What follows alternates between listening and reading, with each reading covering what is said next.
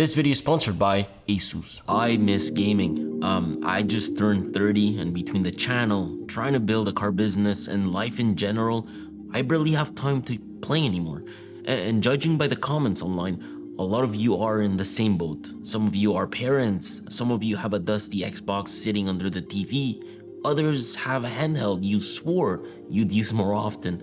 Maybe an ROG LIX or a Steam Deck with some emulators, but anyways, I tried moving away from gaming laptops towards handhelds. I had my Linux Pro RP16, now my Ubuntu framework, and a portable device for gaming I started using, but I barely use it, you see? But then, I took this with me on my last trip. You see, this is the ROG Flow Z13 Kojima Productions edition I got from ASUS. I used it for work on the road, played Forza in the hotel at night, and when I got home, it was powerful enough to run my racing simulator. Here, let me show you.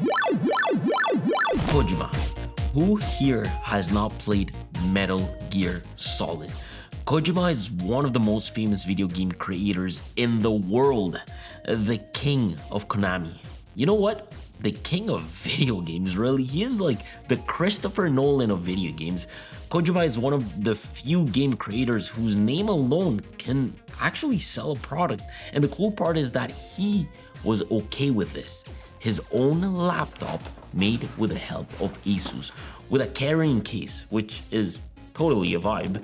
But Kojima got together with ASUS to turn a very capable gaming tablet into a collector's piece. It's got a totally different unboxing experience and a totally different design. Ludens, if you guys remember, is that futuristic astronaut-looking character that represents Kojima Productions. A lot of people associate him with Death Stranding because of the similar sci-fi aesthetic, but he's actually the symbol of the studio itself. This is why this entire unboxing has that sci-fi feel to it. It's got that astronaut vibe. Weirdly enough, it reminds me a lot of Starfield. Here, however, is the most interesting part, for me at least. This is what I took to WWDC a few weeks ago, and I wanted to truly use this the way it was meant to be used, because at the end of the day, this is a powerful tablet. In fact, it's so powerful that it definitely is battery life hungry, even though it's running an AMD Ryzen AI Max 395, and that chip has to power this 180 Hz 2.5K display. So yeah, it is battery hungry. Genuinely though, I didn't care much because the really impressive part is how awesome my plane ride was. It genuinely was one of the funnest gaming experiences I've had on a plane, because I knew that I could go from this to eventually working if I attached the keyboard. I mean, yes, bringing a controller around is another item to bring around with you, but I really enjoyed the fact that I had one device, one OS, one hard drive to do it all. And so that's what I found really interesting. In a small form factor, and not something full size like my P16, right? By the way, Netflix, you guys suck. It turns out that Netflix, well, they recently removed the ability to download shows on the Windows app. So instead of using my tablet to watch shows, I had to use my phone. Yeah. But yeah, for an entire week as I was at WWDC, this very much lived in my bag. Extremely easy to transport, game with, and work with. Yo, they even have their own internet. I can't make this up. That's pretty freaking crazy. And yeah, this is my play laptop because I've been playing Forza. I have like no time to game, but I've been wanting to play Forza Horizon 6. So now I'm playing that. Sometimes when we go in these trips, we have like free time. And I don't need to work necessarily, so hey. Guys, with the little free time I had, this genuinely made me happy, okay? I had the ability to plug it in, keep its keyboard if I wanted to, and use that stand to very much treat it like a laptop, even though it's a tablet. But I say laptop because it is capable of a lot. I mean, just running Forza at medium settings was very, very impressive.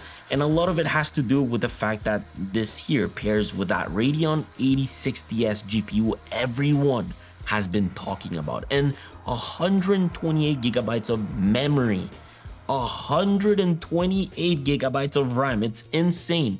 In nerdy terms, instead of being limited by the constraints of a traditional iGPU, it can tap into that 128 gigabytes of high bandwidth unified memory, which is why when this first came out, so many people started comparing it to laptops carrying dedicated RTX GPUs. But yeah, I mean, all of a sudden you have like this gaming tablet that is super lightweight and capable of delivering tremendous gaming experiences. I did find myself wanting an extra USB-A port at times, I will say that, but I do love the ergonomics and how they like kept that tablet feel. Because even though this was a full-blown laptop in a way, it kind of still reminded me of a large handheld, but obviously with all the capabilities of a traditional laptop, right? At this form factor, by the way, do expect it to get loud while gaming, yes.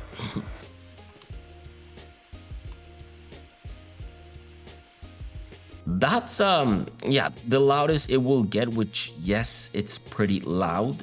At least it wasn't loud enough to the point where it was taking away from my gaming experience, but that made me realize that I did wish the speakers were punchier so I could hear a tad better.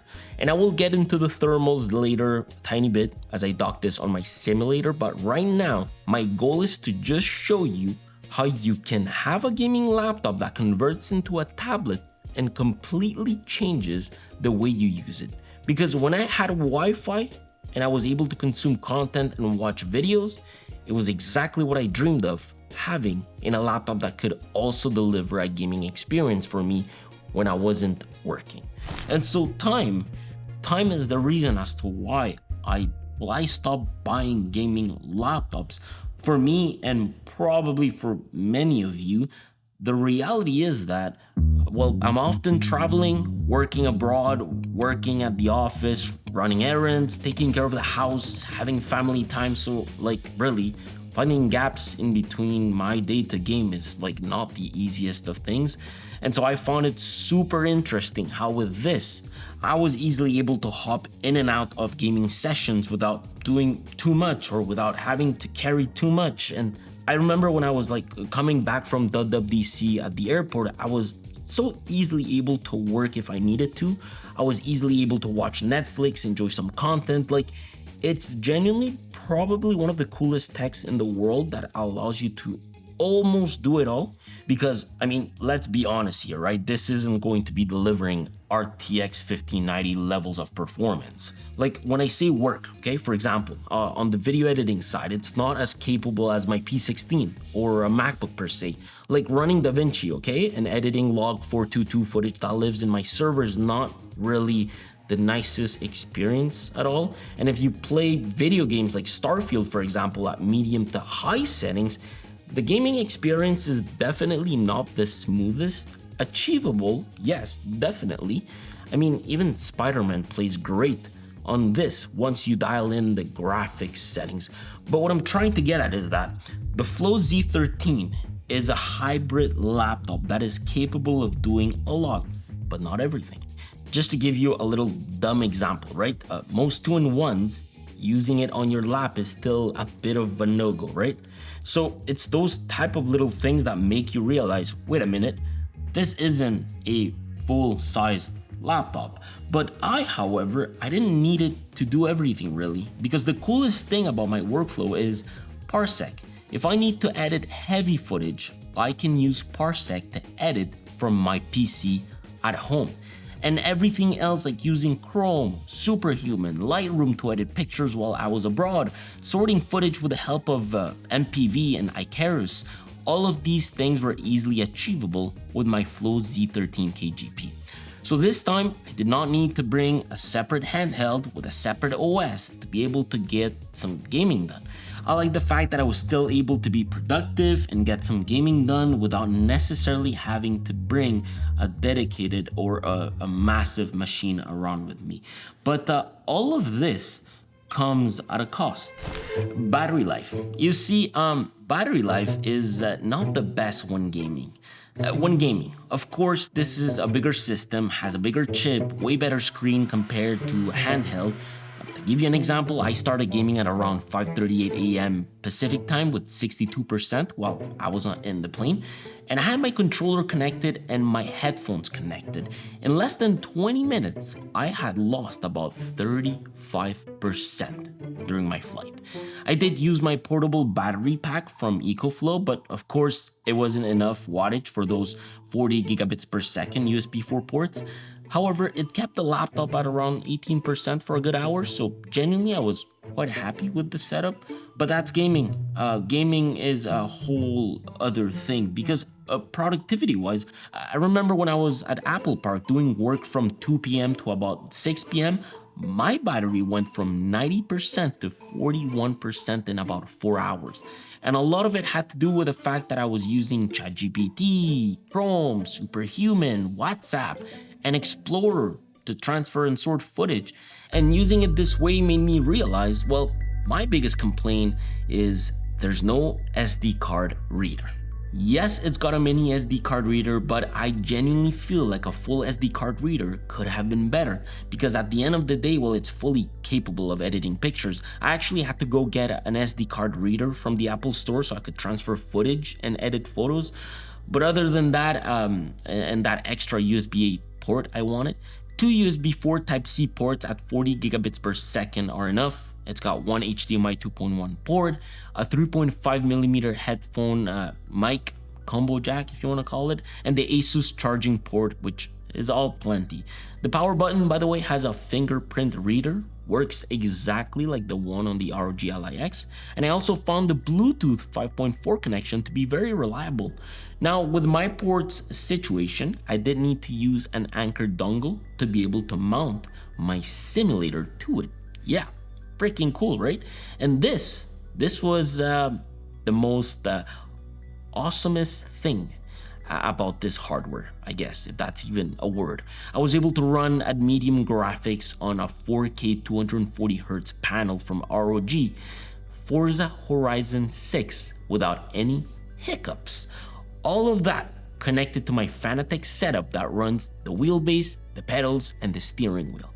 Plus, I was using the KVM feature the monitor offers in order to connect my keyboard and mouse. The fact that the laptop is able to run this entire setup is extremely impressive. And yes, it's loud in terms of thermals, where the laptop does indeed get hot. In fact, the most I saw this thing output was 90 degrees tops. But this whole thing is what makes me geek out with tech. It's these type of devices that make me fall in love with technology. So yes, I am 30, and prior to this, it was kind of hard to find a device that wasn't maybe too much on your face or that didn't require 2 different separate systems in order for you to get work done and some gaming done. It's complicated, but I feel like with this is probably the sweetest hybrid device that you can get in order to get some gaming done from time to time, when you can find time, because we're getting old.